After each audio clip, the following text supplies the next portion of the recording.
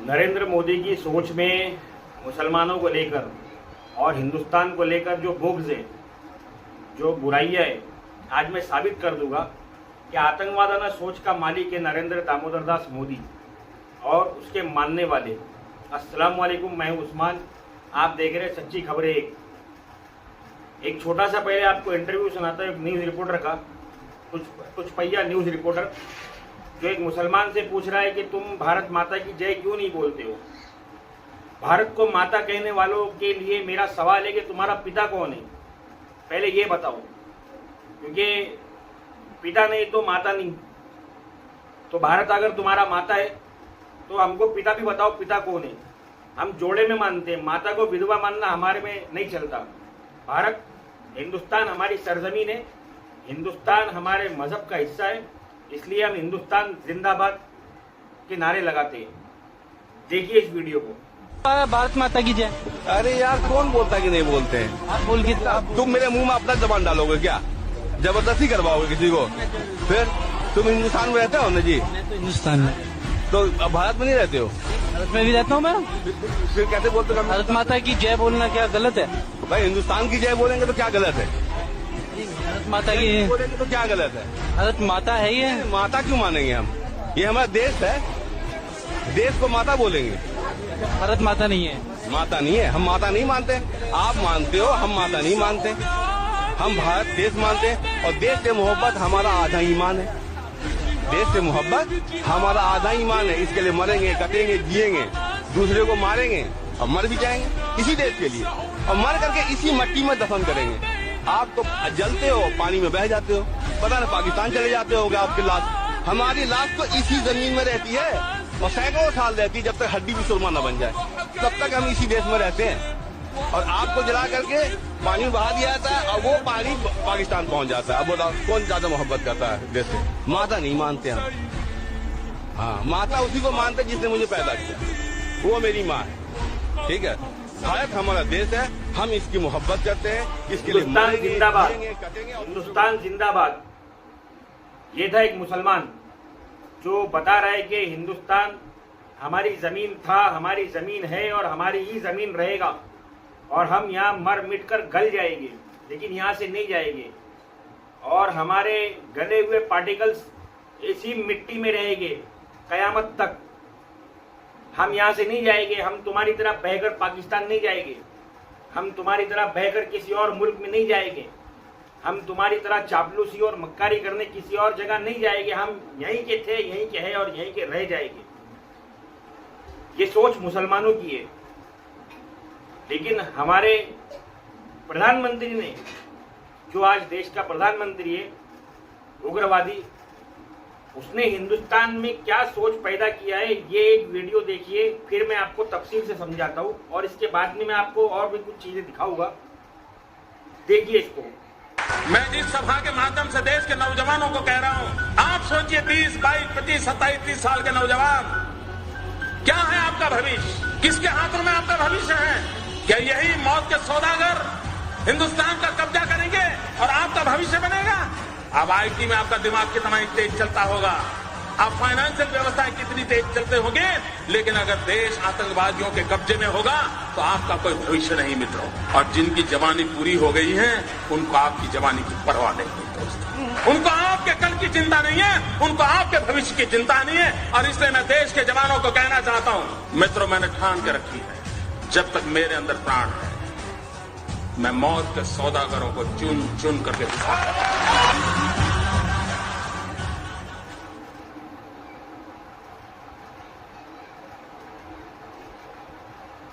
ये है हमारा प्रधानमंत्री, जिसकी सोच ये है कि मुसलमान आतंकवादी है और वो जब तक हिंदुस्तान में मुसलमानों को खत्म नहीं कर देगा, मुसलमानों को मिटा नहीं देगा, उस वक्त तक सुकून से नहीं बैठेगा।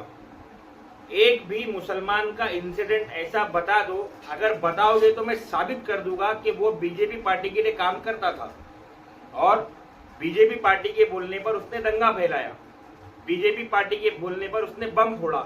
चाहे वो साबित करने के लिए मुझको मेरी जान क्यों ना देनी पड़े, लेकिन मैं करूंगा। मैं दिखाता हूं आप लोगों को वो सारी चीजें जो हमारे देश के आतंकवादी प्रधानमंत्री ने 11 सालों में, और आरएसएस ने और बीजेपी ने 125 सालों में हिंदुस्तान में बोया था बीज, उसकी फसल कैसी है, उसके ऊपर उगने वाले फल कैसे, वो फल जो रास्तों पर उतरकर बंदर की सेना, बंदर की औलादे लोगों को किस तरह तकलीफ पहुंचा रहे, और ये अपने आप को धर्मनिरपेक्ष बोलते हैं और ये अपने आप को धर्म का रक्षक बोलते हैं। ये धर्म की रक्षा है, और अगर ऐसा धर्म है जिसकी रक्षा इस तरीके से करनी पड़े तो लानत है ऐसे धर्म पर और ऐसे धर्म के मानने वालों पर। ये वीडियो भी जरा आप देखते चलिए, जो मैं आपको दिखा रहा हूँ साथ साथ में चल रहा है मेरे, इस वीडियो को देखिए। इस वीडियो को देखने के बाद में ये बोलने की जरूरत नहीं है कि ये आतंकवादी कौन है, कपड़ों से भी पहचानने में जा रहे और हरकतों से ही पहचाने जा रहे। अब हमारे देश का आतंकवादी प्रधानमंत्री ये इनको नहीं पकड़ेगा, इन पर कोई केस नहीं बनाएगा, सरकार और सरकारी तंत्र इन पर कोई कार्रवाई नहीं करेंगे। संभल में 500 लोगों के ऊपर केस बना दिया गया है, जो 500 मुसलमान जमा है, और योगी आदित्यनाथ और अजय बिष्ट, जिसको इजराइल पसंद है क्योंकि 5,600 लोगों को इजराइल ने नौकरी दे दिया, और सऊदी अरब और दुबई और मस्कत और ओमान और ये सब जगह नहीं पसंद है क्योंकि ये मुसलमानों की जगह है, मुसलमानों का मुल्क है, इन यहूदियों की मुखालिफत करने वालों का मुल्क है, इसलिए जो है ना ये इनको नहीं पसंद आने वाले।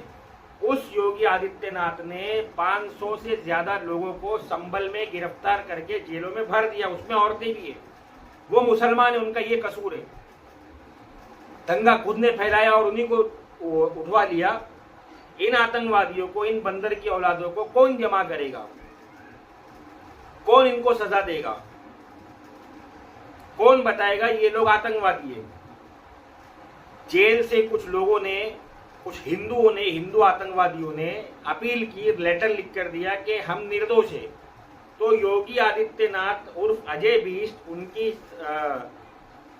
साइड लेने लगा और बोलने लगा कि ये तो बेचारे निर्दोष है क्योंकि उन लोगों ने खत लिख के भेज दिया। बताओ, अब कानून के फैसले ऐसे होंगे और सुप्रीम कोर्ट हम मुसलमानों की कोहनी पर गुड़ लगा रहा है कि ये नहीं होगा, वो नहीं होगा, अब सर्वे नहीं होगा, बुलडोजर नहीं चलेगा, और बिना धड़क, बिना किसी डर के जो है ना बुलडोजर भी चल रहा है और मस्जिदों को खोदा भी जा रहा है और हिंदुस्तान में फसाद भी हो रहा है और सुप्रीम कोर्ट इन पर कोई कार्रवाई नहीं कर रहा। और अगर सुप्रीम कोर्ट ऑर्डर दे भी रहा है तो पुलिस कोई कार्रवाई नहीं कर रही है और कोई पॉलिटिशियन इनके खिलाफ कुछ बोलने तैयार नहीं है। इनके खिलाफ कौन आएगा, कौन बताएगा हमको? ये अधूरे इल्म रखने वाले, ये मुसलमानों को आक्रांता बोलने वाले, ये जाहिल, जिनको ये नहीं पता है कि बाबर सऊदी अरब से हिंदुस्तान नहीं आया था। जब हिंदुस्तान को तुम अखंड भारत बोलते हो, जबकि ये सब झूठ बात है, सब कोई बात नहीं है। जब तुम हिंदुस्तान को अखंड भारत बोलते हो, अफगानिस्तान को हिंदुस्तान का हिस्सा बताते हो, तो उसी अफगानिस्तान से बाबर आया था। और बाबर को बुलाने वाला आतंकवादी राणा सांगा, उसको तो तुम बड़ा महान बताते हो, जिसने बाबर को हिंदुस्तान बुलाया था ये सोचकर कि बाबर यहाँ से कुछ लूटमार करके चला जाएगा। तुमने बाबर को लुटेरा समझा था। बाबर अफगानिस्तान के अंदर हुकूमत करता था, काबुल के अंदर, कांधार के अंदर। बाबर बहुत बड़ा राजा था, बादशाह था वो। तुमने झूठा इतिहास बना दिया, लुटेरा लुटेरा लुटेरा। एक कुत्ते का बच्चा बोलता है कि तेल लगा के डाबर का नाम मिटा देंगे बाबर का। तुम्हारे बाप की औकात है करने की। ये बेवकूफ को भी सुनो जरा, ये बोलता है बाबर जो है ना अरब से आया था। सुनो इसको। मुसलमान आक्रांता आए, बहुत सारे गुंडे आए, सेना लेके आए। अब हमारे बातों का जवाब दीजिए। आप बोल रहे हैं मुस्लिम आक्रांता थे, वो विदेशी थे, यही बोल रहे हैं ना? क्या आप बताइए, बाबर कहाँ से आया था? बाबर आया है अरब से। बाबर अरब से आया, ये है इनका ज्ञान। ये मोदी जी का जो ये मंदिर मस्जिद कर रहे हैं, इनका ज्ञान है। एक टीका लगा के, टीके पर चावल का चंदन लगा के। नहीं, बाबर कहाँ से आया था बताइए भाई, इतना सही। बाबर अरब से आया था। बाबर भारतीय था महाराज। काबुल, कंधार, हेरात, मकरान अखंड भारत का हिस्सा था और वो काबुल से आया। अच्छा, काबुल से आया था क्या? तो काबुल तो चला गया, अलग हो गया ना यार। तो अभी तो वो अखंड भारत का हिस्सा था ना। अच्छा, हाँ, तो भारतीय था। ठीक है, ठीक। आप बताइए, मुझे उसके बारे में जानकारी नहीं था, सॉरी। व्हाट्सएप यूनिवर्सिटी का ज्ञान है नहीं, बाबर? ना इतिहास का ज्ञान, ना मौजूदा हालात का ज्ञान। झूठ पर टिका इनका धर्म, झूठ पर टिका इनका ज्ञान।